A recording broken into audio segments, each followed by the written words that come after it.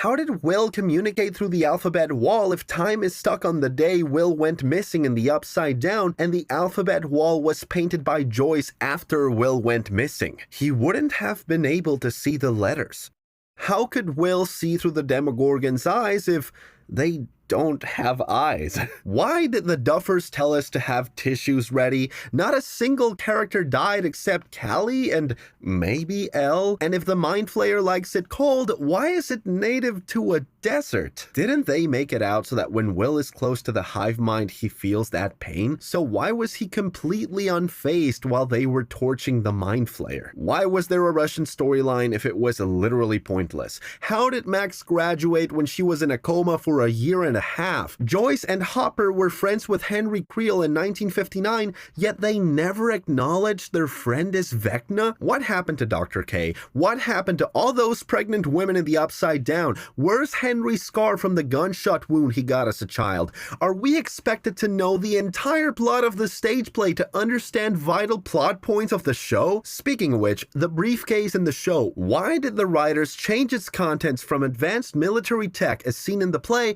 to a pulsating black stone? Lucas was brutally stabbed and injured in episode 4, but the next day he's carrying Max around like nothing's happened? Where's Argyle? Where's Dr. Owens? What happened to Murray? In early seasons, the Upside Down was depicted as having no liquid, yet somehow enough water is found to fill Eleven's tank? Will recalls visiting Melvald's general store for milkshakes, yet milkshakes are only shown sold there in the stage play over 25 years later. Why did the power lever at the Squawk radio station change color? How did Max go from blinded, limb snapped in multiple places, and brain dead to 100% normal? In season 4, Vecna tells Eleven that she had banished him to a new place, but from the stage play, we know he visited there when he was 9 years old. Why did Vecna need exactly 12 kids? Why didn't Will control any of the Demogorgons, who supposedly originate from the Abyss, in the final battle against Vecna? Why didn't they try using the military sound emitters, aka Elle's kryptonite, against Vecna? They show us Will collapsed on the ground, writhing in pain at the end of the Sorcerer episode, but then when his mom chops Vecna's head off, he's unfazed? Be so for real. They wrote one of the most uncomfortable coming out scenes we've ever seen. In Noah's own words, it felt like a press conference or